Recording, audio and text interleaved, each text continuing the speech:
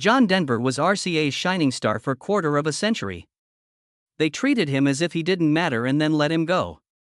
His violent outbursts and rampages with the chainsaw were already revealed by his ex-wives. He had lost his pilot's license due to his drinking as well. He continued to go up even though he couldn't legally fly by 1997. He was killed because of a severe fault in the experimental plane. When the pieces were finally put together, the investigators discovered something sinister. Crash avoidance was possible. Despite the abundance of warning indicators, hardly one paid attention. You won't believe what actually transpired that day. On December 31, 1943, John Denver came into this world as Henry John Duchendorf, Jr. His family had a passion for aviation from the time he was born in Roswell, New Mexico. Famous Air Force pilot Captain Henry Dutch Duchendorf, Sr. established 3 speed records in the B-58 Hustler bomber. He was his son's father. Dutch received numerous honors for his bravery and service, including induction into the Air Force Hall of Fame. However, things were not simple for little John.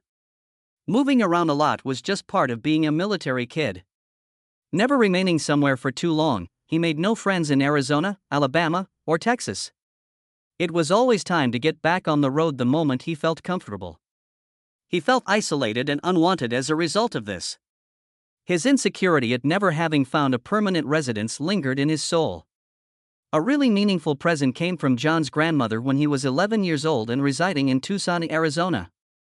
It was a vintage Gibson guitar, manufactured in 1910, more than 4 decades ago. For a young man who had spent much of his life in a state of continual upheaval, the guitar provided an anchor. Music enabled him to express thoughts that he was unable to articulate verbally.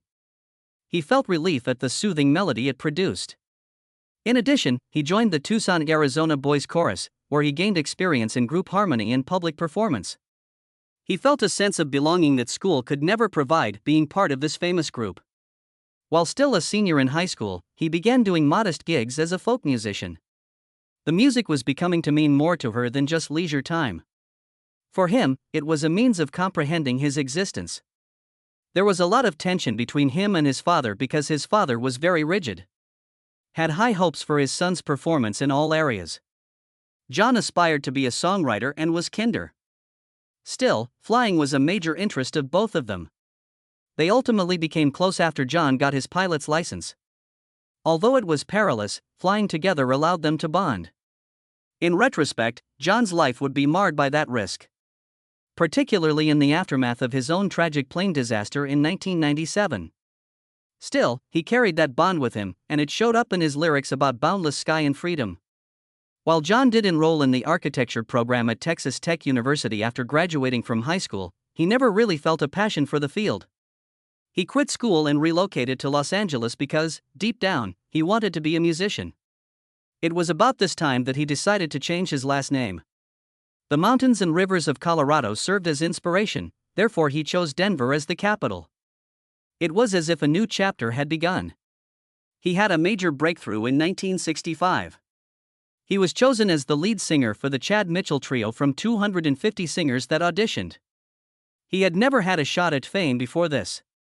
It exposed him to new people all around the nation and provided him with the experience he needed to develop. He was a member of the band for 2 years and contributed to 3 albums. He gained self-assurance as a singer when he performed. He worked on his songwriting skills away from the spotlight. John took it all, and despite the difficulty of the tour, he was gradually discovering his voice. His song "Leaving on a Jet Plane" was a huge hit at the time. In 1967, Peter, Paul, and Mary set it to album. In 1969, it achieved the top spot on the Billboard charts. His remarks were being sung by everyone all of a sudden. This achievement demonstrated the significance of his songwriting, despite the fact that he had not yet achieved solo stardom. John turned around the moment the Mitchell Trio finished playing. Even without any help, he was making his way up the music charts. His string of hits began in earnest in the early 1970s. Converting from a member of a band to a solo artist with so ease was unusual. John, though, made it appear effortless. Poems, Prayers and Promises, John Denver's 1971 debut album, catapulted him to stardom. The highlight song, Take Me Home, Country Roads, nearly never became the famous anthem that everyone knows. It seemed for a second that the music would not work because of the audio issues with the first pressing. Jerry Weintraub, the new manager of the Denver Broncos, had other intentions. He began aggressively promoting the song on Denver, Colorado, radio stations. Although it was released on April 12, 1971, it was not immediately popular. It reached number 2 on the Billboard Hot 100 by August 28.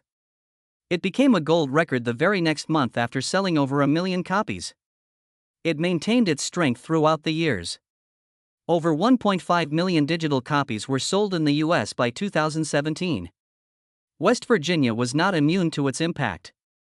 There it was designated as the state song in 2014. Rocky Mountain High was Denver's follow-up in 1972. It was his 6th studio album, and its September release that year was his first top 10 album in the United States. Its highest position on the Billboard 200 was number 4. After entering the 1973 Billboard Hot 100 Top 10, the title song went on to become a legendary Denver song. On the year-end chart, it landed at number 29. It remains a favorite among outdoor enthusiasts. As if it weren't intimate enough, the cover was photographed at Aspen, Colorado's Slaughterhouse Falls. Rocky Mountain High was chosen as one of Colorado's 2 official state songs in 2007, which was a decade and a half later. John Denver had his 2 most successful years in 1974 and 1975. He had 4 singles that peaked at number 1 on the Billboard Hot 100 in the span of only 18 months. In March 1974, Sunshine on My Shoulders and Annie's Song both reached number 1. Both Thank God I'm a Country Boy, May 1975, and I'm Sorry, September 1975, were number 1 hits in their respective months. Each facet of his talent was on display in these songs. Certain ones, like Sunshine on My Shoulders, were uplifting and reassuring. Thanks Be to God I'm a Country Boy was one of the more energetic ones. A timeless wedding hymn, Annie's Song was composed in a few 10 minutes for his wife. By now, millions of living rooms around the world were listening to Denver on the radio or watching him on television. Denver also recorded 3 albums during this golden period, all of which reached number 1. After its 1973 release, John Denver's greatest hits surpassed Elvis Presley's album sales to become RCA Records' best-selling album of all time. Returning to the United States once more, the album achieved triple platinum status in 1974. With its 1975 release, Windsong achieved double platinum status. Taken as a whole, these 3 albums proved Denver was the real deal. About 300 of Denver's songs were completed by the time he retired. He penned almost 200 of them by himself. 12 of his albums were certified gold, and 4 were platinum. Over 33 million units were sold globally. As a result, he became one of the 1970s most popular singer-songwriters. The unexpected and fruitful foray into Hollywood by John Denver was both startling and successful. Oh God, a smashing success in 1977, featured him opposite comic great George Burns. His genuine charisma and easygoing charisma won over spectators, despite Denver's lack of acting experience. Based on the novel by Avery Corman, the film's director Carl Reiner portrayed a mundane grocery store manager who was selected by God to preach a message of salvation. Denver's portrayal was so authentic that the audience could easily identify with his character. With nearly $51 million at the box office and a script nomination at the Oscars, the picture was a smashing hit. This early part established Denver as one of the rare musicians who seamlessly transitioned into acting, even if he didn't make an appearance in the sequels.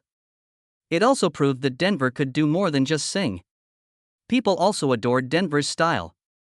Embroidered Western shirts, wire-rimmed spectacles, and long, blonde hair were his trademarks in the 1970s. Denver met Anna Zapp at an Aspen art event, and she designed these shirts. Her brightly colored, handcrafted creations complemented his calm, humble demeanor. Willie Nelson and Bonnie Raitt were among the celebs who would subsequently be seen wearing her tees as well. It was simple to recognize Denver by his friendly, familiar face. It stood for the honest, straightforward nature of folk and country music during that time and felt drastically different from other artists' more strident styles. Not only that, but he won over foreign audiences against the skepticism of his detractors. The importance of Denver establishing direct connections with fans around the world was emphasized by his manager, Jerry Weintraub. So, Weintraub organized a string of TV specials for British audiences, despite skepticism from some quarters. After realizing that critics wouldn't propel Denver to stardom, Weintraub said that the city would instead appeal to the masses. The strategy was spot on. Denver's clear voice and approachable personality won over British audiences and won over fans all around Europe. Denver became famous all around the world because to the specials, which proved that television was a great medium for introducing new musicians to an international audience. Additionally, Denver has strong ties to Colorado. He fell in love with the scenery and way of life in Aspen after relocating there. He was named Poet Laureate of Colorado in 1974. Rocky Mountain High, a song he released 2 years ago, described the sensation of being in a tranquil forest while standing by a blue mountain lake. Colorado adopted the song as their unofficial national anthem, which had received its official state song designation in 2007. People felt a genuine connection between Denver and the countryside. The fact that his song Take Me Home, Country Roads was chosen as one of the state songs in West Virginia in 2014 demonstrates how his music vividly depicted American locations. A television star in her own right, Denver dominated the 70s and 80s. An Evening with John Denver, his 1975 special, was even nominated for a Primetime Emmy.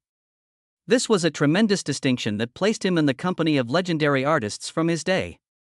Along with performing with friends, telling anecdotes, and singing his classics, Denver made appearances in a number of additional TV programs. His music may be heard in living rooms across the globe thanks to these shows. He became one of the most beloved performers of his time because every performance seemed genuine and intimate. John Denver's talents extended beyond music. He addressed the United States Senate in 1985. Albums with what they perceived as too explicit lyrics had been the target of parental pressure for warning labels. Denver stood up despite his reputation for more subdued music. As an example, he informed them that his own song Rocky Mountain High had been restricted at one point due to the assumption that it discussed narcotics. That was false. Denver maintained his composure and stood steady in his defense of free speech. The warning labels were expected to have his support, but he was wrong. The argument was altered irrevocably at that point. The influence is still felt in the music industry today. Denver made history that year when he toured the Soviet Union for the first American artist in more than a decade. Cold War tensions were high. The two nations were at odds with one another. Denver made the decision to try something new. Across the USSR, he performed 11 gigs. There was more to the tour than just amusement. It connected different civilizations. He was warmly welcomed by the people of Tallinn, Moscow, and Leningrad. His message of unity was understood by everyone, regardless of their language ability. Denver sung of their hardships and his personal aspirations. His latest single, Let Us Begin, is an anthem for eschewing conflict in favor of nonviolence. Live in the USSR, his renowned live CD, was compiled from recordings made during this tour. Following the Chernobyl tragedy in 1987, Denver re-established ties with the Soviet Union. A total of 92,000 individuals were evacuated from their homes as a result of the nuclear disaster. Illness could strike thousands. Denver performed during a Moscow benefit event. Only from ticket sales did the show manage to raise about $140,000. Recordings brought in even more. It had nothing to do with politics that night. It centered on human kindness and empathy. Soviet viewers felt acknowledged. As Denver shown, all it takes is a guitar player to make an impact. Denver did a concert tour of China in 1992. His long period of seclusion piqued the interest of the Chinese people. There was already music playing in parks and classrooms, such as Country Roads. He was extended an invitation to visit various cities by the Chinese government. In fact, they consented to air a concert of his to an audience of almost 2 billion people. The Forbidden City and the Temple of Heaven were among the locations proposed for the performance. Young Chinese greeted him with hero worship. Deng Xiaoping and other Chinese leaders took note of Denver on his visit to the nation's capital many years ago. I was really affected by that trip. As a result of his trip, Denver became one of the most beloved Western artists in China. Denver shifted his attention later in his career to assisting others. Homegrown, a compilation of his most popular songs, came out in the 90s. Homeless folks were helped with every cent. He helped start the World Hunger Project at about the same time. The President's World Without Hunger Award was bestowed upon him by that organization. Additionally, Denver was active in environmental movements. He started Planet 2000 and the WinStar Foundation. To reforest, his philanthropy activities eventually blended in with his music. But Denver's private life was a misery. It all started with a dream when he proposed to Annie Martell. Collaboratively, they took in 2 little ones. Even Annie's song was written by Denver in about 10 minutes for her. However, their difficulties increased in tandem with his prominence. In his shadow, Annie frequently felt lost. They had already resolved to get a divorce by the early 1980s. Pandemonium ensued. Denver, who is usually so reserved in public, lost control when he was alone. He reportedly grew irate and erratic. Their 1982 divorce was a painful and heartbreaking one. Denver lost it one day when Annie chopped down a few of his beloved oak trees at their Aspen house. The man arrived armed with a chainsaw. Rather than raising his voice, he sliced through their furniture. He went so far as to cut their bed in half. It represented the disintegration of a marriage in a sinister way. Witnesses and friends of the singer found it hard to believe this was the same person. In 1982, Annie was the one who initiated the divorce proceedings. A pattern of abuse was exposed in the newspaper, which damaged Denver's reputation for cleanliness. Her story was supported by friends. His infamous blackout fury was mentioned by even his ex-manager. After their divorce, Annie tried to remain out of the spotlight, but it didn't help. Many of Denver's admirers started to view him differently. In 1985, John Denver crossed paths with Cassandra Delaney, an Australian singer and actor, at the Sebel Townhouse in Sydney. He couldn't help but be captivated by her performance as she took the stage at the hotel bar. Their romance progressed rapidly. They tied the knot in August 1988 in a lavish ceremony atop Aspen Mountain. With loved ones by their sides, the setting was picture perfect. A lot of people thought it was a fairy tale, but there were problems right from the start. Being with a famous man put a lot of strain on Cassandra, she said afterwards.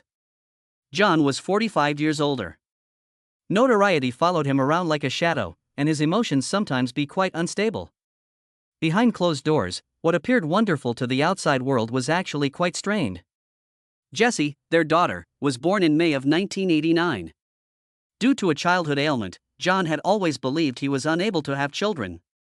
A miracle and a shock, the pregnancy came as a shock. There were whispers about Jessie's birth because John had claimed he was sterile for years. Some were curious as to whether or not they had used in vitro fertilization. Following the birth of Jessie, John's possessiveness grew. His envious and distant demeanor was palpable to Cassandra.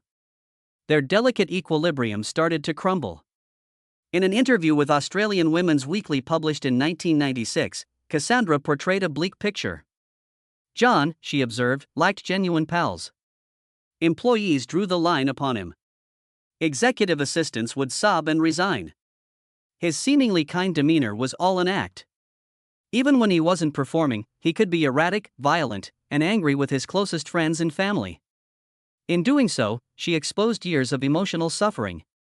John attempted to exert control over her life by drinking excessively, hitting her, and yelling at her. She hoped to influence him by remaining silent for an extended period. Although all efforts were futile. Damn, that pressure was killing me.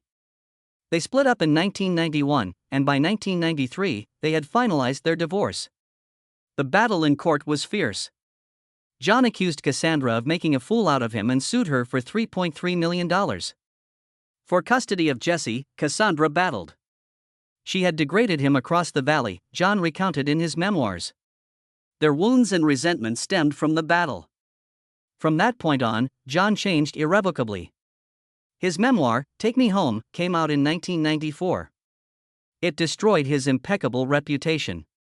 His history of substance abuse includes cannabis, LSD, and cocaine, he acknowledged. He surprised his supporters with these confessions. They had always thought of him as a kind, outdoorsy vocalist. The shadowy aspects of his existence were now revealed to them. Along with his spouses, he wrote about infidelity. Annie Martell's song was inspired by his infidelity in his first marriage. He admitted to being physically abusive to readers and discussed his violent outbursts, which ended his second marriage as well. Particularly shocking was the account of how he sliced their bed in half with a chainsaw. John Denver was formerly a much-adored singer-songwriter in the United States. His acoustic tone, tender voice, and sincere lyrics helped him become a chart-topper and fan favorite throughout the 1970s. He was signed to RCA Records for 25 albums. Of those albums, 13 were certified gold and 8 were platinum. RCA's best-selling LP of all time was his greatest hits album. However, a shift occurred in the mid-1980s. Synths and drum machines were the new musical frontier of the 80s. Peddled by MTV, pop music was pervasive. Plus, his unconventional folk country sound didn't fit in. General Electric wanted to minimize expenditures and concentrate on more modern performers after purchasing RCA in 1986. They let him go despite his long tenure with the company and his impressive track record of achievement. I was astounded in Denver. He felt certain of a new deal since he had recently finished recording One World, his final album with them. Rather than that, RCA chose to go somewhere since they could earn more money. He claimed that, after years of providing them with substantial revenue, they had begun to take him for granted. He had no choice but to release his subsequent albums on his own Windstar label because he had nowhere else to go. That even a famous person may fall behind when trends and priorities shift was a sobering warning.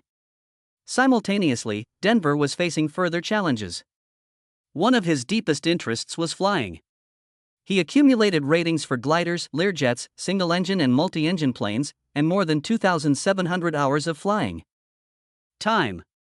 But he eventually let his own problems get the best of him. Denver was indicted for drunk driving not once, but twice in the 90s. Pilots are required by law to present a current medical certificate as evidence of their fitness to fly, and the FAA took note. His medical certificate was denied following his second DUI arrest. His pilot's license would have been meaningless without it. He never got around to proving he had kicked his drinking habit if he wanted it returned. He had lost even the ability to fly, which had been his life's greatest delight. Even more concerning was his response to the FAA's certified letters requesting the surrender of his medical certificate. He either returned them unread or chose to disregard them. Denver continued to fly for months despite the fact that he had lost his medical certification. He remained within the bounds of legality by declining the letters. He had to accept the FAA's notification before they could finish revoking his license. Thus, in theory, he could continue to fly. But that has nothing to do with his fitness level. The system's inability to function properly without his help was the root cause. In March 1997, that gap was eventually sealed. Denver authorized the FAA to formally ground him by signing one of their certified letters. After that, it was against the law to fly. Restoring his position would necessitate demonstrating his sobriety and fulfilling all the prerequisites he had disregarded for an extensive period. Denver decided against it. But it didn't stop him from taking to the sky nevertheless. Near Monterey, California, on October 12, 1997, he conducted practice takeoffs and landings in his newly acquired Long Easy experimental aircraft. Significant alterations have been made to the tiny aircraft. Denver barely had it for a day before taking off solo after spending only around half an hour with a Czech pilot. Because of all the modifications, flying the plane became a real challenge. For instance, he had to reach behind his left shoulder and twist in his seat since the gasoline selector valve had been shifted 45 inches back. To turn, it was too stiff. For correct movement, pliers were even required. Even worse, he couldn't see the fuel gauges because they were behind him as well, forcing him to use a handheld mirror or twist his body to view them. Even then, the gauges were ambiguous. They provided him with non-specific, non-linear estimations of the tank's remaining capacity. The 26-gallon tank had fewer than 5 gallons remaining when the gauge indicated quarter full. While practicing takeoffs and landings at Monterey Peninsula Airport that morning,